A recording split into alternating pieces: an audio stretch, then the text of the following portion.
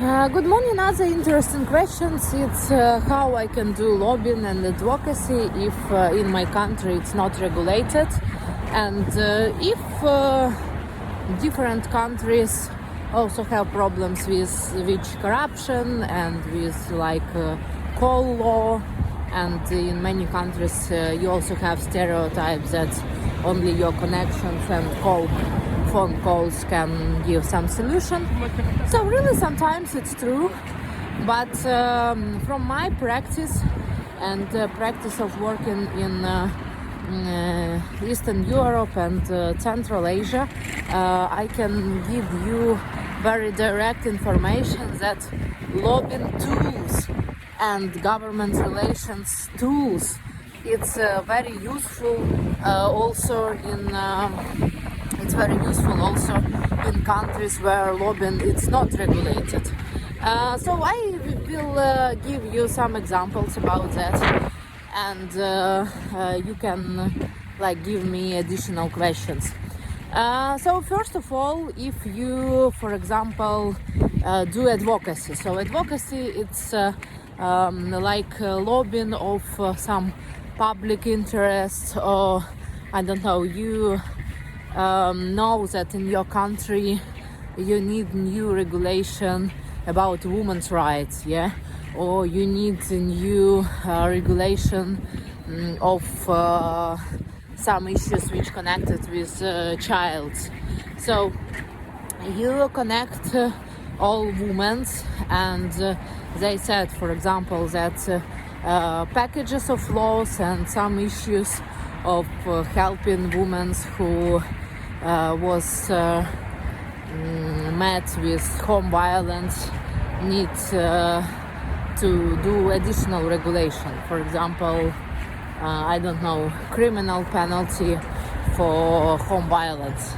And you can realize, if you have the same situation in your country, that many members of parliament, if even these members of parliament corrupted, they will support question of fighting for human rights and fighting for rights of women. So how you can do this advocacy campaign? So the same tools as in advocacy campaign in countries where it's regulated. What I mean? Yes. So first of all, of course, it's working with your audience, with these women and with women who not met with home violence but support this regulation. Also working with media, do media projects, working with journalists, sending letters, meeting with members of parliament.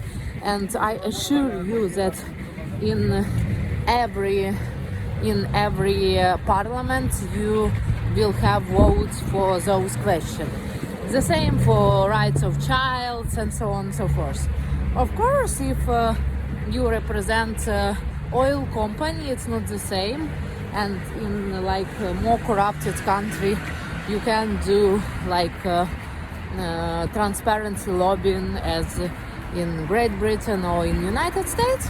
But still about advocacy and about some issues which are important for your community, you still can work with these tools, which I am explore also in my lecture, which international government affairs professionals community provide, and in your countries.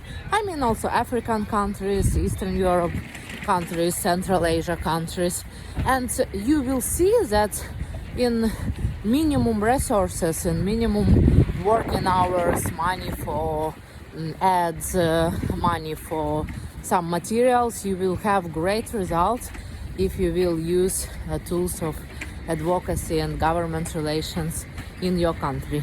Please try it, and don't be shy to try new technologies, because it's cheap, because it's give more democracy opportunities, and because it's give you additional point and additional opportunity to vote for questions which are important for you. Thank you.